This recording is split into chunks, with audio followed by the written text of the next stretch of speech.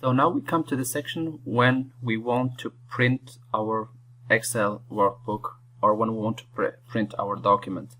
So first of all, you will have to press Ctrl P. It's a shortcut.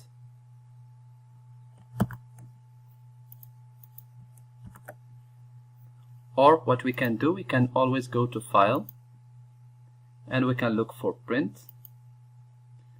And from here, first you will have to select the printer to which you want to print. You can always click Add a printer or Print to File. And from here we will have to select the number of copies which we want to print of our documents. And under Printer Properties, you can edit the color. For instance, I want only black and white, so I will just click here and select black and white. And also the paper source, you can either select manually paper feed or automatically, but by default I will leave it to automatically. And from here, the layout orientation, you can either select landscape if your document so that your document change orientation, or you can just leave it as a portrait based on the type of document and the amount of data which is inside of it. So for instance, I will just press OK. And as you can see here, in the count of pages which appears here, I will be printing 2 pages instead of 1.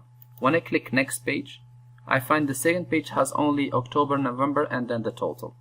So what I can do, I can print this whole document in just 1 page. You will have to come to Portrait Orientation and you change it to Landscape Orientation. As you can see now, I have my whole data in 1 document and I have only 1 page to be printed.